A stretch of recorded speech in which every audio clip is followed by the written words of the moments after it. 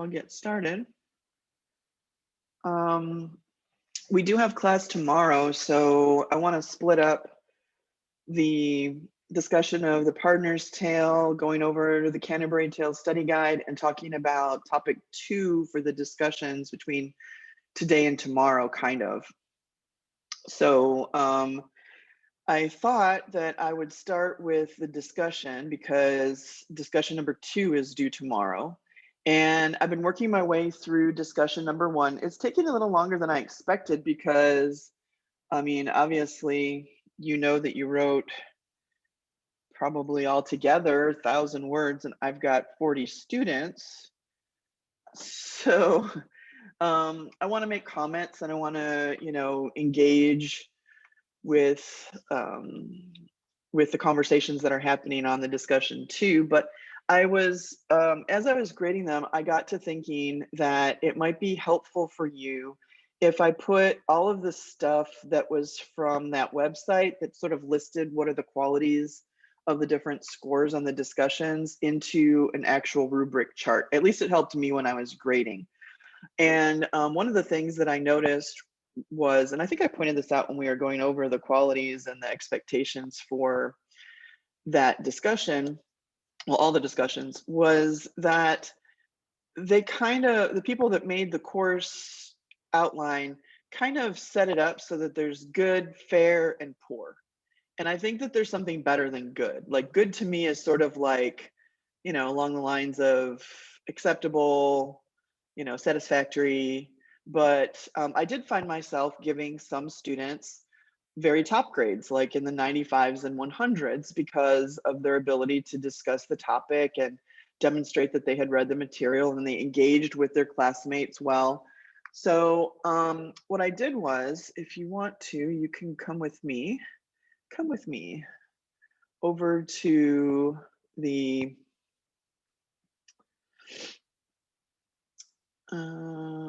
Blackboard. I'm gonna put on the student mode so that I can show what you see. So I made a chart that might be helpful for you. Oh, you can see I put in the next unit there. We'll talk about that later. And under other materials here, I made a rubric chart, and it's the same information that was on the website about the qualifications for the discussions. But I started to realize that the people who were making the very top grades in the discussion did some things that were more than good in that good category. And so what I did was I took all the stuff from the original website and I put it in here. So that's all the same, the things that you have to do. But I added a column just so that you could know, like maybe you're going for better than good. And so I put in the qualities that I was starting to see in the discussions of the very top scoring responses. And so I thought that you might want to have that. Again, you can get that over here. I'm in the Middle Ages unit, but I'll put it in the other materials for each unit, the scoring rubric right here. So as you're formulating discussion number 2 for tomorrow, you could be thinking about where you land, on these elements. Another thing I wanted to point out is some people ended up losing points because of their replies. And I want to address that before we continue with that in the second discussion. I'm getting them back to you. I don't know if you'll all have them back before you post tomorrow, but certainly, over the weekend, everybody will get their first discussion scored. But I wanted to mention that when you are replying to your classmates, you still need to engage in the literature. So what happened was some people posted, oh, I like the way that you used that quotation, or I think you could have given more examples, and nice phrasing in your second paragraph. And you can do that, but you eventually have to engage with the person on the ideas that they presented about the literature. So if all you do in your response is give a compliment or a criticism on their post without engaging in their idea, then that's not a successful reply. So just make sure that you're you're engaging with your classmates on the material, their answer to the question. You can disagree, you can agree, but to just have your entire response be about what or how they wrote, not what they wrote, then that is not engaging with the material. So make sure that you're responding to their ideas. And in addition to, if you want to say something about how they, answered the question, that's fine. But if that's all you do, then that's not really having a discussion about the material. So I put that on here too, just as a reminder for you. So if you want to be in the top range, then there's a little description here for you so that you can, see how that's a slight improvement over this good range. So I just thought that maybe some people might want to know that. And I mean, you can read your classmates' responses and you could see what other people did compared to what you posted and kind of see, am I doing what is expected? Or, my comments on the first one will help you with that too. But overall, I just thought I would give you that little guideline there.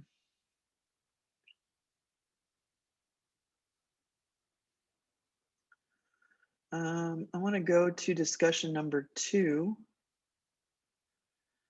So the one for this week is about feminism. And I just want to touch on this a little bit because probably you've been working on it and we can discuss it in terms of the wife of Bath's tale, but then also the comedy and satire that we'll see, because today I'm going to go through the partner's tale with you. So the question has a lot of parts to it. First, you need to make sure that you have that you've read this information on feminism. It's about a page. And just understand the concept of feminism as they want you to for this question. And then you're going to first address whether or not Chaucer is a feminist based on what you've read of Chaucer's work, and whether or not The Wife of Bath's Tale is a feminist story. And you can consider the plot, the theme, the characters. You can consider all those elements. And you should be using that terminology when you're writing your response. And then the second part of the question is about comedy and satire, to call attention to some of the injustices and unfair aspects of society at the time. And you can use the general prologue. We didn't read a lot of the general prologue, but it's there in the PDF for you to go back through if you would like. And then also the partner's prologue and tale, which we'll talk about today.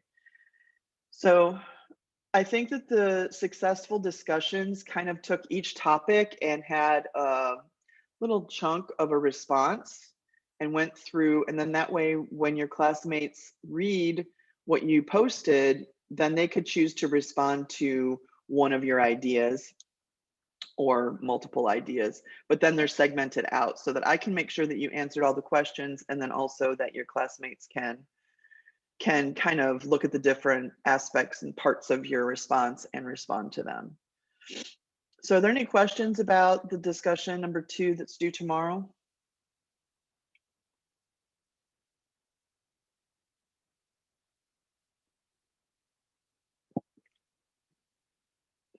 It's important that you put forth your own ideas too. There are a lot of people who got lumped in kind of like the fair category, because most of what they wrote was just repetition from discussion. It's okay, or like from lecture. So there is a place for that, and you can include ideas that I've talked about in the lectures, but you should also be synthesizing that with the material that you read. And so you should be bringing forth ideas that you thought about when you were reading that I didn't necessarily bring up in class. The whole point is to demonstrate that you read the material, that you understand it all, and that, and having a dialogue with your classmates about it. So, no questions? I know Sean doesn't have any questions.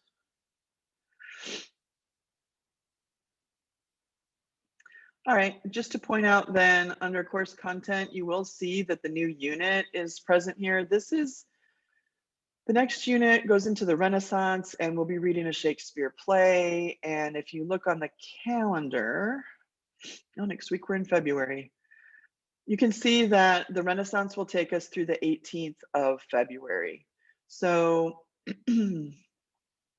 the page numbers and all of that stuff are on here.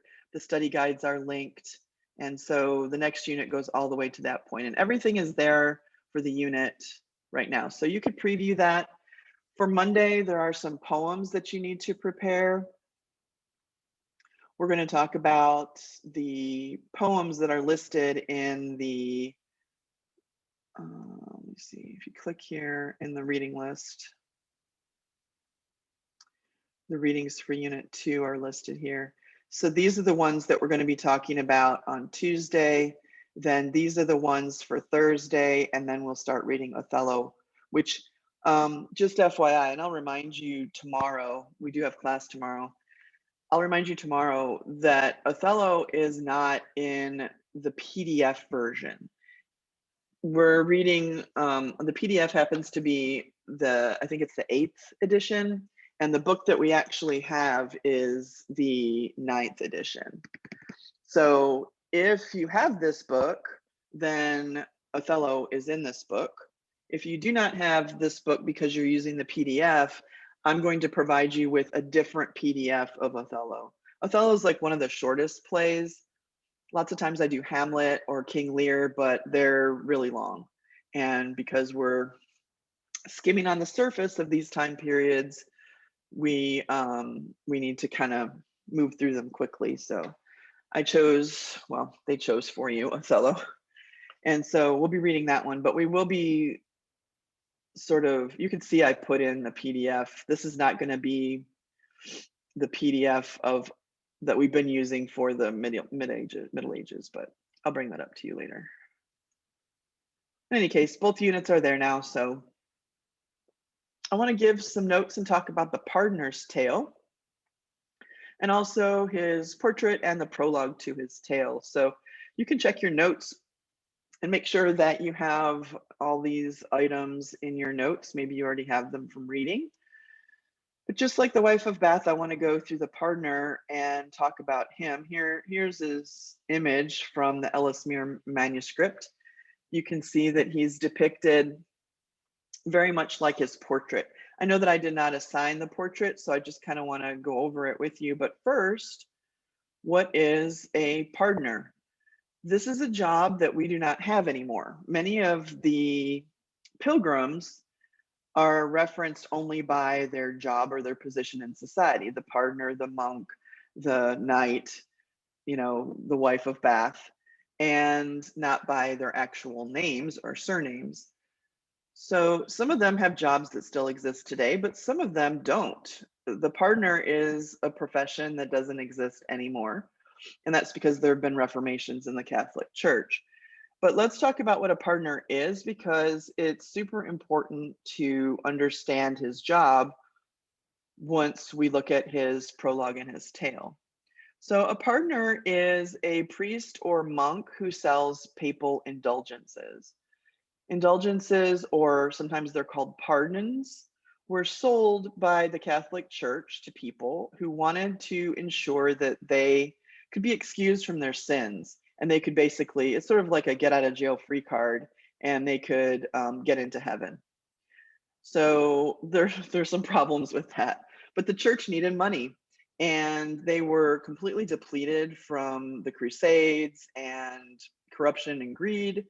And so they devised one method of raising money, and that was selling these papal indulgences. So pardoners would go to Rome and they would get a document. Here's an example of one over here from a museum. And you could see that it's like a written document. And what it does is it ensures that the person who purchases it can be excused for their sins. And they can, sort of like a, show it when you enter the pearly gates and you get to go into heaven.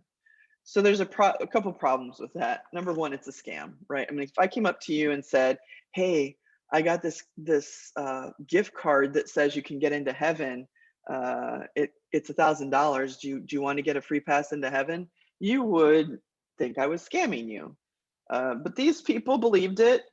It was actual priests and monks that were selling these things, and so it seemed legit to them. The other problem is that you can't, I mean, how are you going to take this paper with you into the next life? How are you really going to take, I mean, what are you going to do? Put it in your drawer, and then how are you going to remit it when you get to heaven? It's just not logistically possible.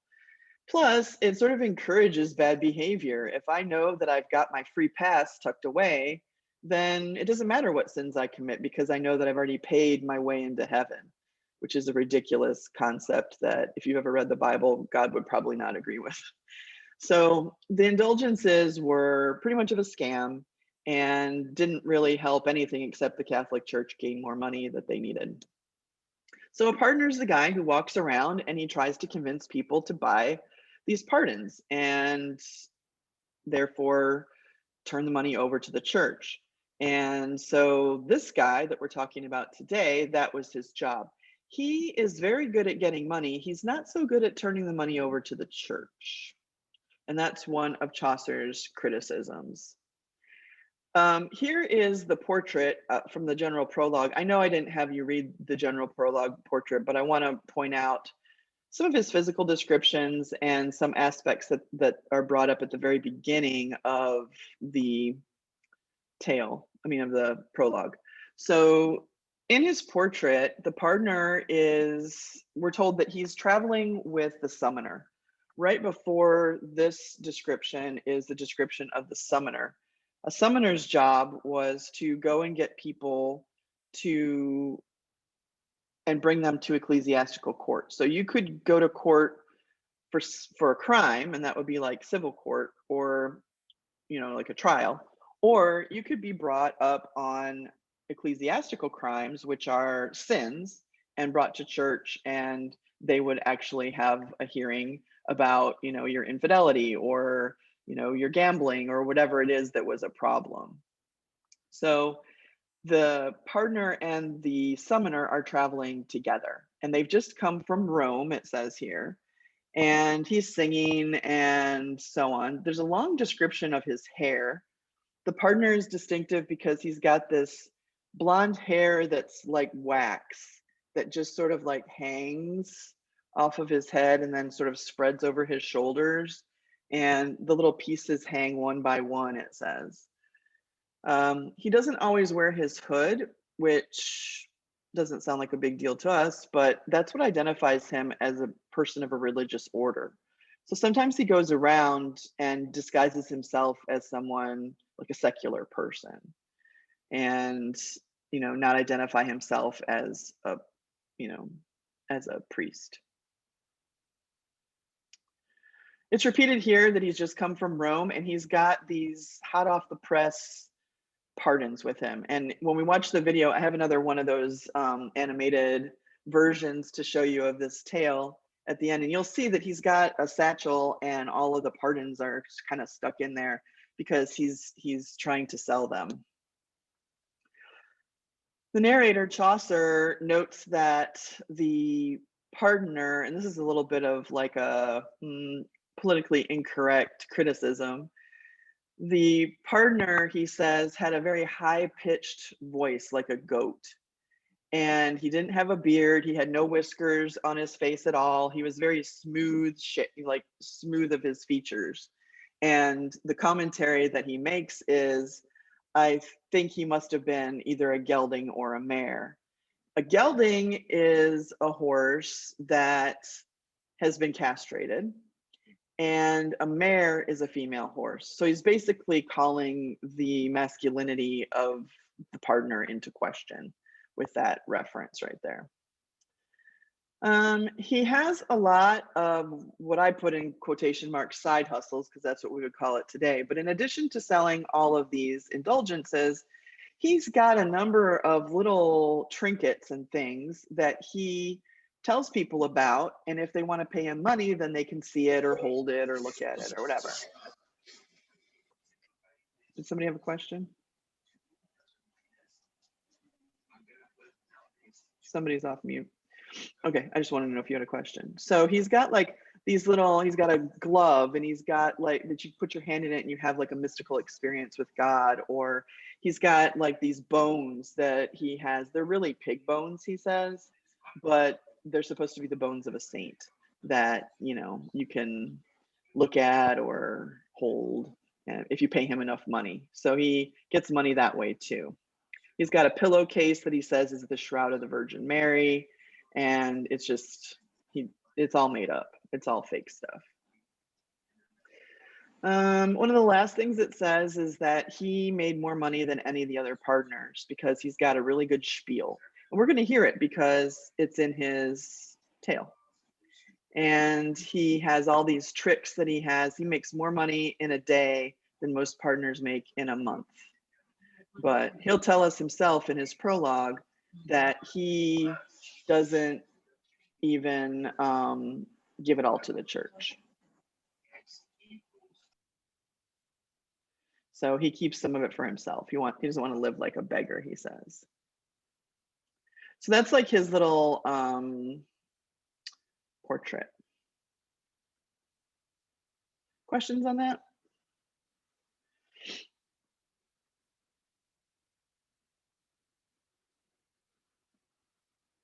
Okay, luckily the partner's prologue is shorter than the wife of Bath's prologue, which was super long, but we do learn some important information. The partner comes out and just starts telling us about how he's able to get so much money from what he does in selling these items. And he says, you know, I just do my preaching and I use the mindset of making people feel guilty about their greed.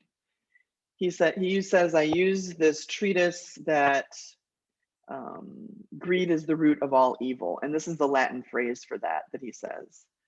And he says, because I find that if I preach to other sins, then people who haven't committed those sins kind of check out and they don't feel guilty, and then they're not going to give me money to feel better. If I preach, oh, you shouldn't gamble, gambling's bad, you should feel bad if you're gambling and you need to get a papal pardon, then only the gamblers are going to go and spend money. All the people who don't gamble are going to be like, oh, okay, I guess I don't need to, you know, buy a pardon. But if you teach to greed, if you make people feel guilty about their greed, you can appeal to almost everybody because we're all greedy about something. We're greedy about our money or our time or our relationships with other people. And so he says all of the sins, lust, anger, all of those come from a root of greed. So he said, I like to preach to greed because then everybody feels guilty. And so he uses that as a technique when he is telling his story. He straight up says that he's got all these tools of deception. He's got all these little trinkets that aren't real. And he convinces people to give him money to look at them, saying that they belong to a saint, or this is Mary's veil. This is a piece of Mary's veil, and if you touch it, you'll be blessed, and stuff like that. And all of this is just to demonstrate the corruption of the partner. I already said that one. So one of the last things he says in his prologue, and I'm just, you know, going through the basics. He says other things, but these are the main ones. He says that he doesn't want to live like a beggar, which if you're a monk or a priest, you make a vow of poverty and that you're not out to have fine things in life. You're giving that up in the service of God. And he straight up says, you know what, I get all this money because I want to live a nice life. I want to eat fine foods and I don't want to live like a beggar. Well, a partner is literally a beggar for the church. So the idea that he doesn't want to live like a beggar is hypocritical. And all of that is just one of Chaucer's criticisms of the church is the hypocritical aspect of it at this point in time. This is before the Reformation. This is before or just leading into the time of Martin Luther, who criticized the Catholic Church for all these same reasons that Chaucer is doing it in story form. So, you know, like if you remember studying that in history, that's the overlap here. So then, so then he talks, here's a little diagram. I put this in here just to remind me that no matter what, even though greed is one of the seven deadly sins, I don't know if you know the seven deadly sins, but they're here in black on this image. Lust, sloth. Sloth is, people think sloth is being lazy or messy, but that's not what sloth is in the Middle Ages. Sloth is being lazy with your religious conviction.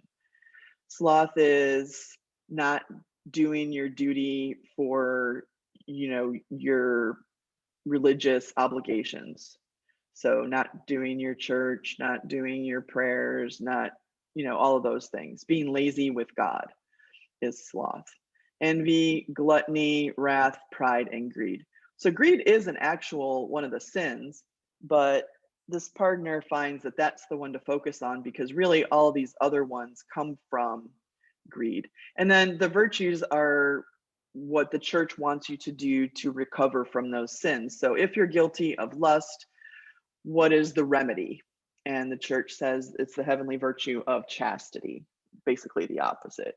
If you're, if you're guilty of the sin of pride, you're supposed to focus on humility to improve yourself. So I don't know if you know the seven deadly sins, so I put that in there just in case. All right, I don't see anything in the chat, so I'm gonna move ahead with the plot of The Pardoner's Tale.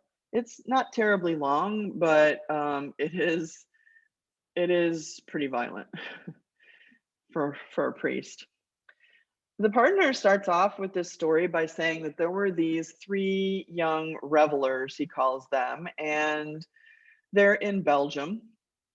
Keep in mind that this is the time of the bubonic plague, so people are dying a lot. And so these three revelers, by revelers, the Pardoner means, like party guys.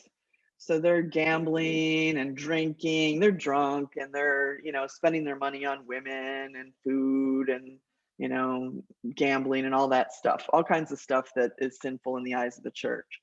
And in their drunken stupor, they see a funeral procession go by and they kind of get mad at death, capital D, like the Grim Reaper physical representation of death. And they're like, death is always taking us away and we need to go kill death. We need to find him and we need to kill him. So they stumble off and they're going to go looking for death in order to kill him so that he can stop killing all of their friends.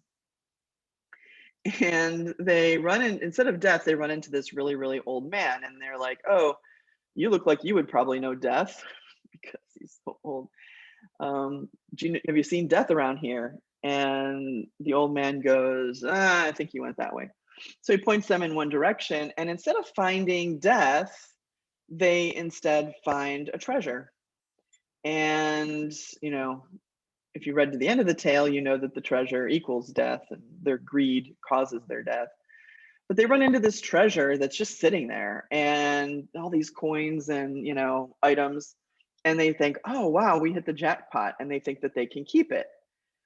But they're drunk. And so they start thinking about it. And they're like, oh, well, if we take all the treasure now during the daytime, people will see us. We have to do this at night. So we have to hang out here and sort of like sit on this treasure so that we can move it to our houses tonight. But we'll split it three ways because there are three of them and they make like this promise. Well, if we sit here all day, we're going to need some provisions. We have to get some food. So they send the youngest guy into town to go and get some food and wine and whatever.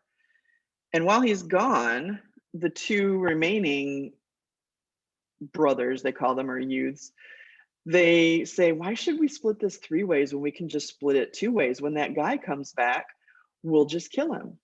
And then we could have 50% instead of 33 and a third percent of this treasure.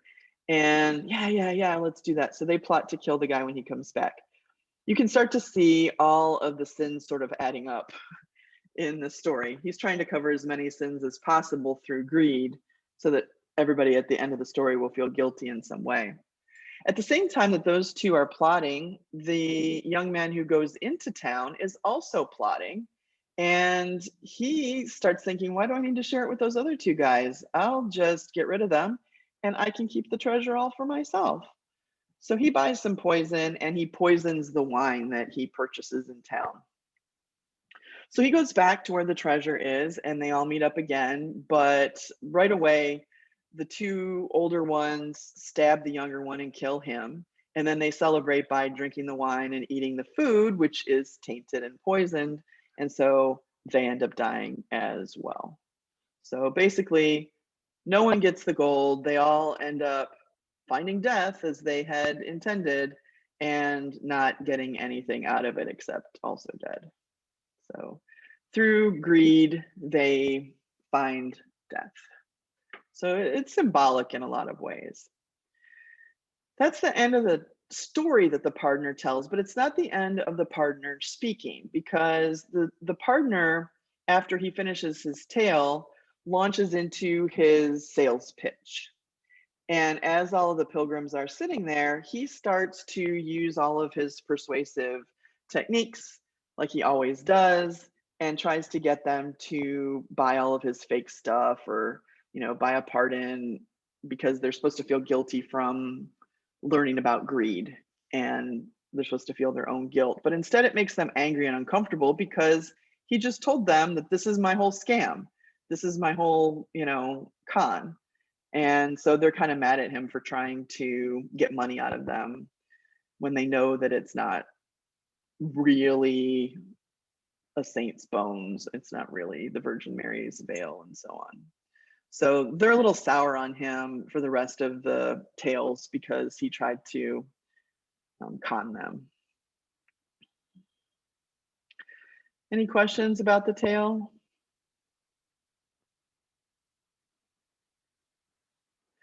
Okay, so reasons why the partner's tale is significant.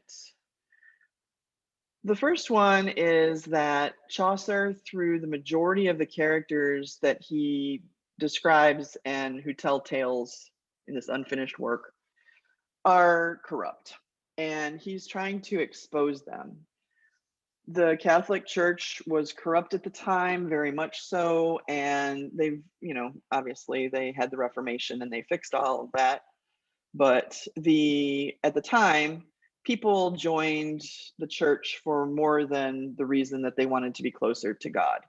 Sometimes people became nuns, priests, monks because they didn't want to marry, or because they were like the fourth child in a family, a wealthy family, and they weren't going to get the title, and they didn't want to deal with all of that, so they just went into the service of the church. But that didn't stop their tastes from running on the rich side, and they wanted to use the church to kind of continue living that lifestyle.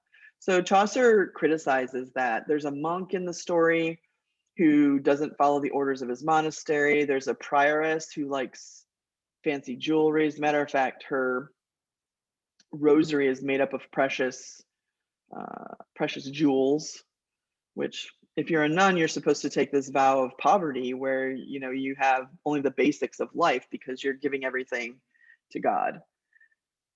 There's a summoner who I already described because he's there with the partner, and he skips over people. Like, he's supposed to go and get them and take them to ecclesiastical court, but if they pay him enough, he says, oh, okay, I'll put you at the bottom of the list and I'll come back later.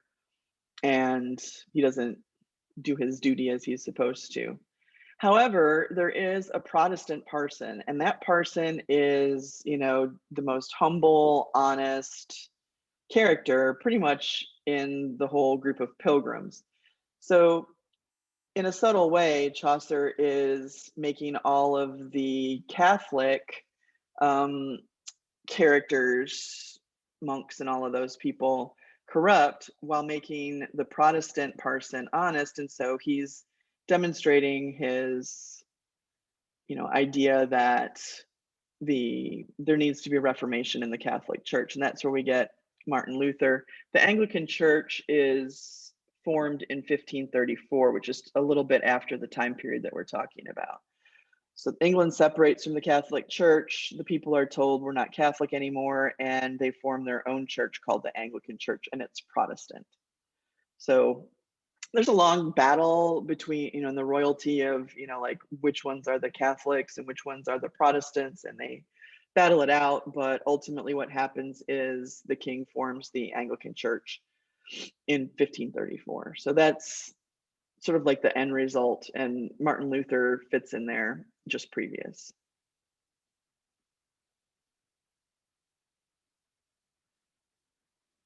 Okay, I was thinking you all might want to watch the animated version. It's like 7 or 8 minutes long. Yes?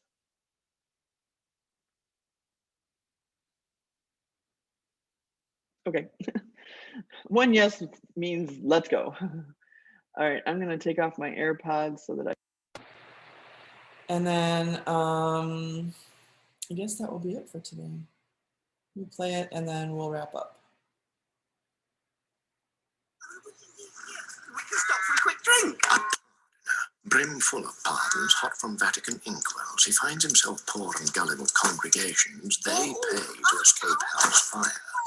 He keeps the money. Maybe I'll have a slice of cake as well. Very much. I'd like to something we can learn. I don't wish to hear anything uncouth. Something moral. Well, I'll just think of something couth while I fear this may well be something unpleasant. Whenever I preach, I always draw on the same text. The root of all evil is greed. I display my relics. Oh, that's what they take them for. A shoulder bone from one of Jacob's own sheep. The Jacob.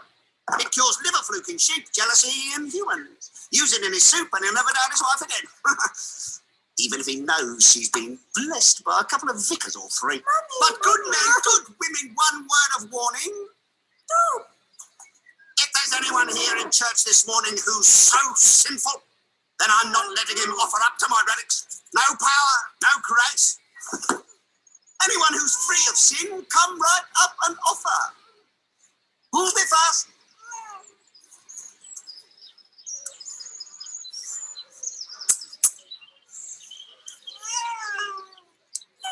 Yeah. This little number's worth 100 smackers a year. Quiet, please. I'm about to begin. Please. Flanders, years ago. You know the sort of low-life type. Betting, brothels, beer. God's body. Bless God's body. Then you should have heard their language.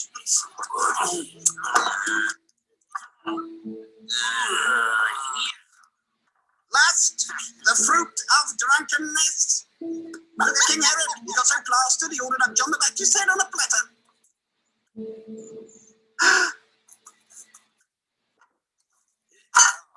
All because of lust. Adam was cast out of paradise into...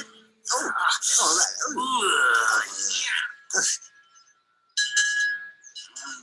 On your toes, lad. Go see who's in the coffin. An old friend of yours, sir. Sitting right there he was, and a creeping thief. Men call him Death.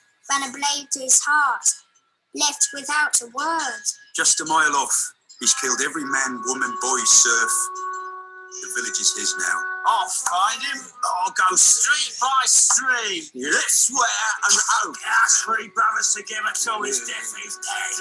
If we catch him, death is free. They went straight towards the village. Where are you?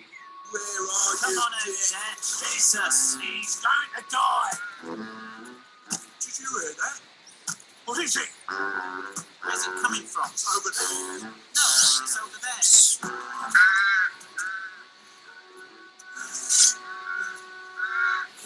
What does this say? Some old slave. Mother, when will my bones be at rest? What's this thing? All nicely wrapped up, are we then? God keep you. What are you hanging round so long for? Death refuses to take my life. I walk the earth, knock at my mother's gate, but she denies me the grace. God Not so fast. You must be Death looking. Where is he? I left him over there, under the tree. Come on then. He'll be waiting. We'll have him now. Follow me.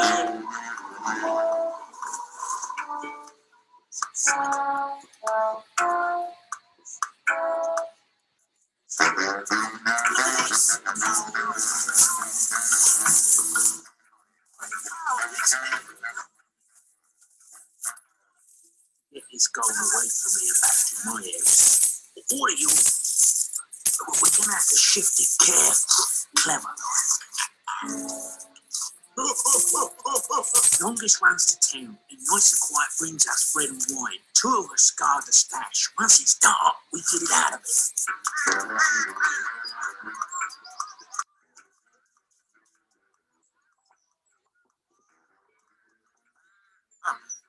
Thank you.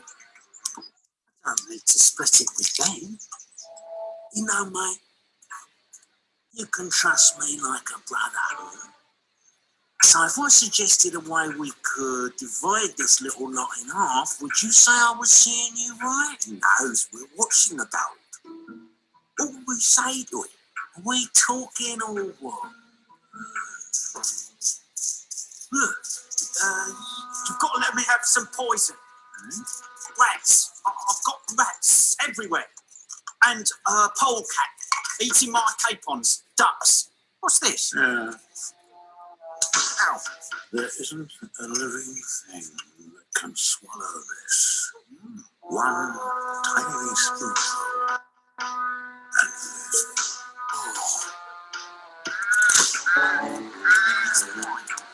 It's the bread. That's nice. Some of that. Lovely. That's lovely.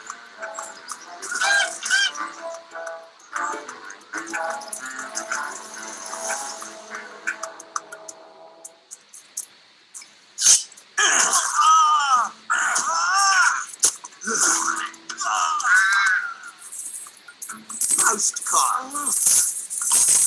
Bury him later.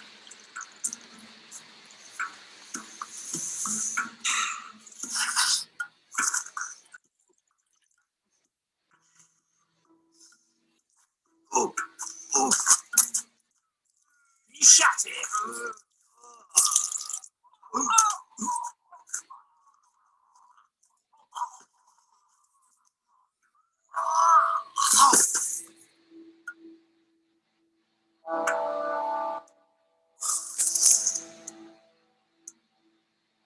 Sin, murder, blasphemy, wickedness, gluttony, lechery, gambling, greed.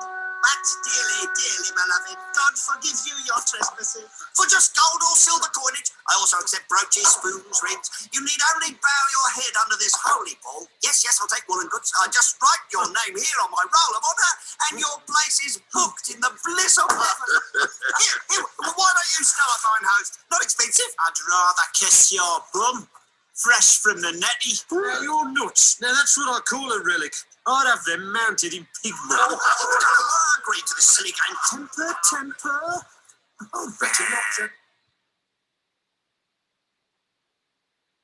And so obviously, greed is something to avoid. His advantage to try to sell people. Any questions about the partner? Oops.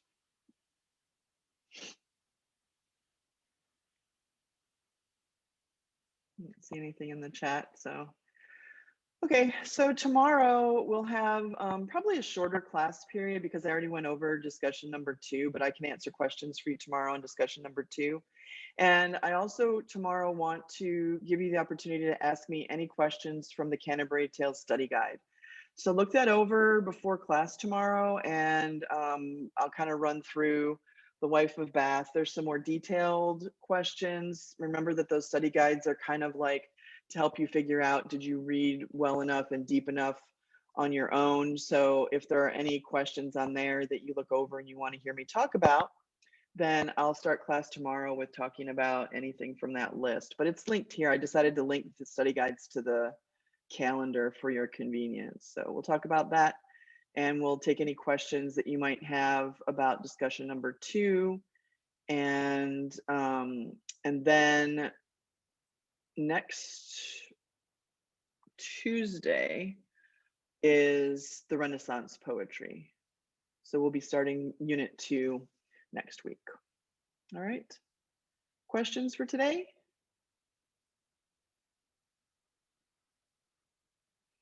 If you joined us late, I'm here at the Canterbury Cathedral. This is where all the pilgrims are headed because it's a real place. They're not real people, but it's a real place. All right, well, I will cut you loose for today. I hope you get to go out and enjoy. It's a beautiful day today. Go out and enjoy the sunshine and the nice weather. And I'll see you back here tomorrow. All right, for a little bit. Bye.